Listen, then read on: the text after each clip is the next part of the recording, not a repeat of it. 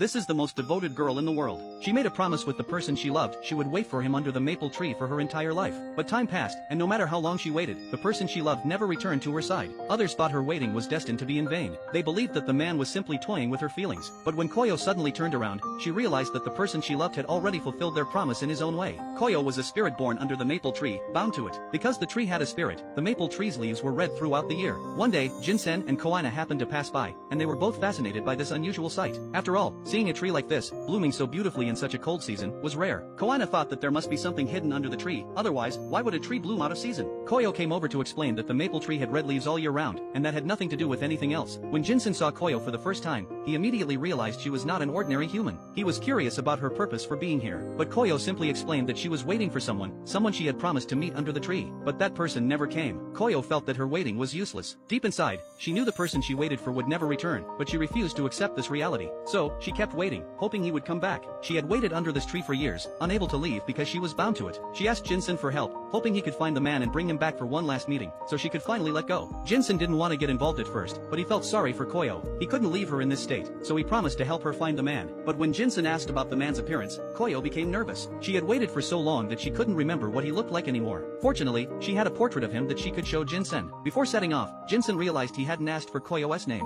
Koyo turned around and told him her name was Red Maple Leaf, referencing the red maple tree she was tied to. Since this happened in the mountains, she said the mountain god must know more about it. Jinsen and Koina went to find the mountain god, Tengu, hoping he could tell them the man's whereabouts. After Jinsen paid the Tengu a satisfactory reward, they learned the truth they didn't want to hear. The man Koyo waited for had died many years ago. Her waiting had been in vain, though she didn't know it. Now, Koyo only wanted to wait for the man to return. This obsession broke the boundaries between life and death. After her death, she didn't reincarnate like others. Instead, she became a bound spirit, waiting under the maple tree. Her mind was filled with images of the man telling her he would call her name first when he returned. She thought she was happy, but she was also angry with him. After all, she had waited for so long, yet he still hadn't shown up. Jinsen felt that if he could help Koyo ascend to the next world, at least it would be a good deed. But Tengu tried many methods that didn't work. Jinsen eventually had to tell Koyo the truth. He explained everything to her, and though she had already suspected, hearing the truth still broke her. She cried uncontrollably as she stood there. She thought she could let go, but Koyo's tears spoke volumes. She still couldn't forget the man. Uncle Tanuki, hearing her, was deeply moved by her cries. He couldn't stand to see Koyo in so much pain, so he decided to help her summon the man's spirit. Although interfering with the world of the dead was forbidden,